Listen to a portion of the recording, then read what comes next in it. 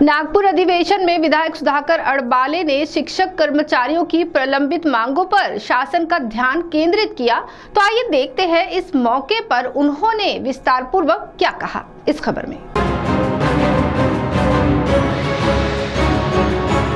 नागपुर में चल रहे शीतकालीन अधिवेशन के दौरान विधायक सुधाकर अडबाले ने शिक्षक कर्मचारियों के प्रलंबित मांगों पर शासन का ध्यान आकर्षित किया। तो सुनिए इस संबंध में उन्होंने क्या कहा। सभापती महोदय, हिवाळी अधिवेशनादरम्यान पुरवणी मागण्यासंदर्भामध्ये मला बोलण्याची संधी दिल्याबद्दल, राज्यामध्ये 7वा वेतन आयोग लागू झाला। 7वा वेतन आयोगाच्या थकबाकीचे 5 हप्त्यामध्ये देण्याचं मान्य केलं।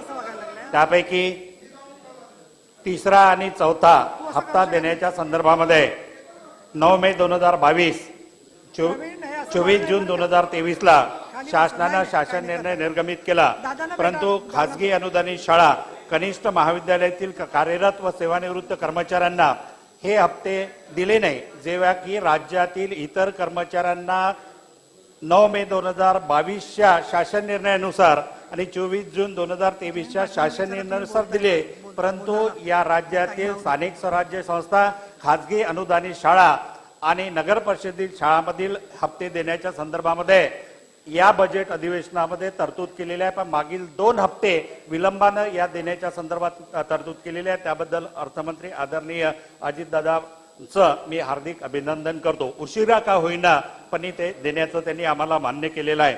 परंतु 7व्या वेतन आयोगाच्या थकबाकीच्या हप्त्याच्या संदर्भामध्ये ज्या कर्मचारी 1 नोव्हेंबर 2005 पूर्वी लागले, परंतु ज्यांनी डीसीपीएस किंवा एनपीएस खातं काढलं नसेल, अशा कर्मचाऱ्यांना अजूनही 7व्या वेतन आयोगाच्या 3ऱ्या आणि 4था हप्ता 5वा हप्ता देण्याच्या संदर्भात कुठलीही कारवाई झालेली नाही।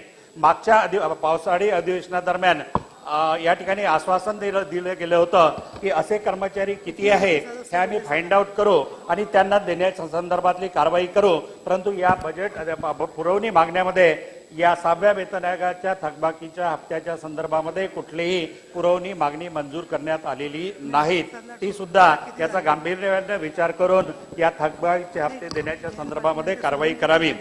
सेवानिवृत्त कर्मचाऱ्यांच्या सेवाविषयक लाभाच्या संदर्भामध्ये कोरोना कालखंडानंतर यांचे सेवाविषयक लाभ मिळण्याच्या संदर्भामध्ये विलंब होत होता आणि कर्मचारी आमचे 2-2 वर्षे होऊन रिटायर्ड झाले तरी अशा कर्मचाऱ्यांना अंशराशीकरण, उपदान, गटविमा, भविष्य निर्वाह निधीची रक्कम वेळेमध्ये मिळत नाही। या टीव्ही के लिए वैभव गारकर की रिपोर्ट।